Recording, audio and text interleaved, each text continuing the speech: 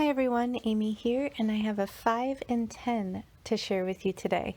I'm going to make some Miss You cards with a new stencil from A Colorful Life Designs. Here's my prototype. So in this video, I'm going to attempt to make 5 cards in 10 minutes or less. I have this Hey Bestie stamp set from Concord and 9th. I also have my Misty kind of loaded up in the general area where that stamp needs to be. I have the Zen collection. It's part of the Spa collection at Catherine Pooler. I'm going to use these 3 colors for my design today here, and I have them in the mini ink pads. I have my blending brushes here, and I will link all the products that I use below the video, so just expand the video description box and scroll down. Here's a photo of the cards that I made here, and here's the star of the show. This is the Dot Spoke stencil. This is part of the March release, or sorry, rather April release at A Colorful Life Designs, so be sure to check out the rest of the release. There's tons of amazing stencils. Now here I'm going to set a timer here. I'm going to attempt to make 5 of these in 10 minutes or less. I have some card bases prepared and ready to go. That's 110-pound cardstock, Neenah Classic Crest Solar White, and I do have the pixie spray on the back of the stencil, so that's going to help really hold it in place, and I will use the brayer to just really stick it down so that it doesn't shift on me. You can do this with other means to, hold it down with magnets or temporary tape and things like that, but in a stencil like this, pixie spray is definitely something you'll want to have. So I'm going to use the brayer, just really push that down onto the cardstock before I start the timer. And yeah, we'll see if I make it, make it in time.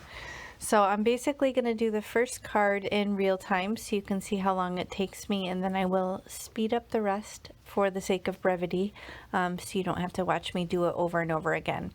But I do start out with my Blue Family blending brush, and I'm starting on the outer portion of that opening on the stencil.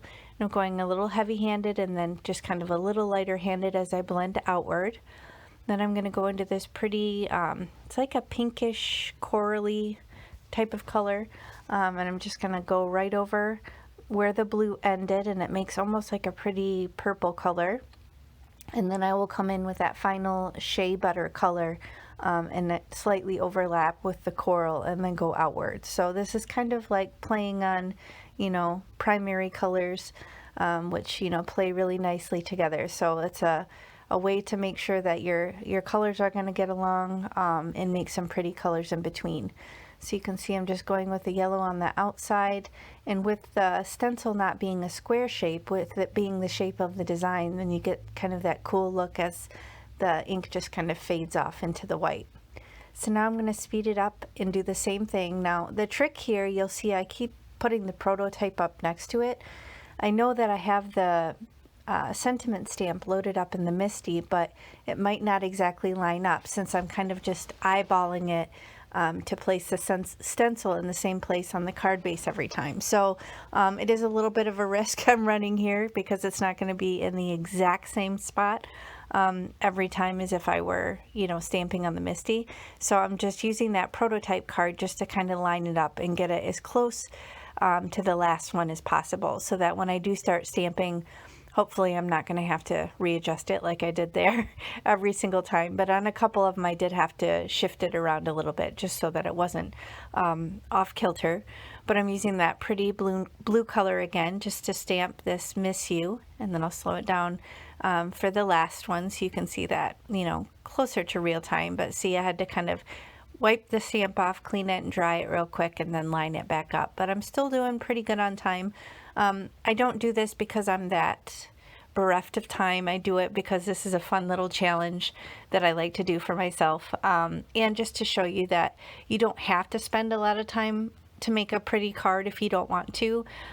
This is good, simple batching ideas for maybe if you're doing card donations or you're part of a card drive.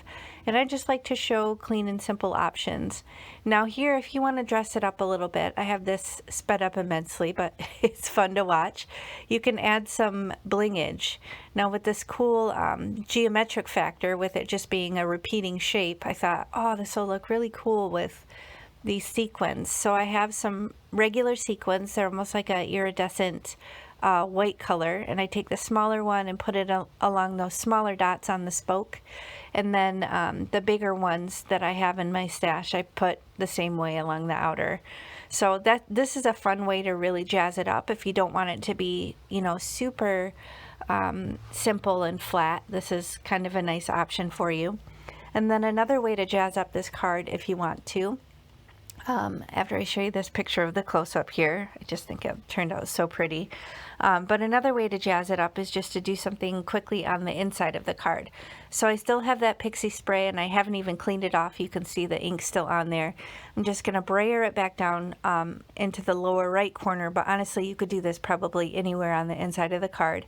And then I'm just using some residual ink on the brush just to lightly kind of carry that design from the front of the card to the inside of the card. So I'm not even applying more ink from the ink pads. I'm just using ink that's left over on the brushes just to kind of create that cool design on the inside of the card.